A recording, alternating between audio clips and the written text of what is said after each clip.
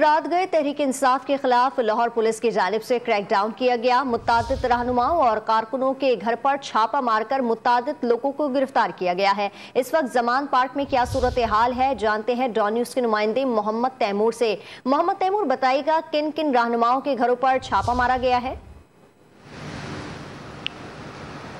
जी बिल्कुल, रात गए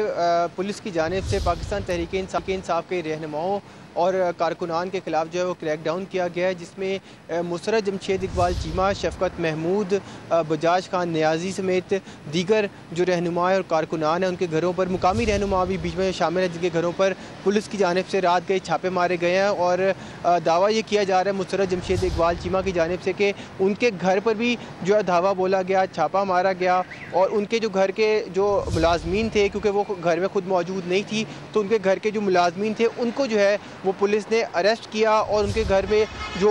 सीसीटीवी कैमरास लगे हुए थे वो भी पुलिस जो है वो अपने साथ जो है वो ले गई। इसके साथ ही रायवंड से जो पाकिस्तान तहरीक इंसाफ के रहनुमा हैं, सूबाई रहनुमा फैसल अराई, उनको भी गिरफ़्तार किया गया। उनके साथ मुतादिद कारकुनान हैं, उनको भी रात गए पुलिस की जानिब से गिरफ़्तार किया गया है। और अगर ज़मान पार्क की बात की जाए तो ज़मान पार्क के अतराफ़ दोबारा से जो है वो कंटेनर्स जो है वो लगा दिए गए हैं और यहाँ पे कारकुनान इस वक्त भी पाकिस्तान तहरीक इंसाफ के जो है वो मौजूद हैं। और पाकिस्तान तहरीक इंसाफ की जानिब से ये भी दावा किया जा रहा है कि जो बुध को मीनार पाकिस्तान में जलसे का ऐलान किया गया उसको नाकाम करने के लिए पुलिस की जानिब से जो है वो कार्रवाइयाँ की गई, जबकि पुलिस हुकाम का ये कहना है कि जो उनकी गाड़ी पर उनकी गाड़ी तोड़ी गई और उनके कारकुनान पर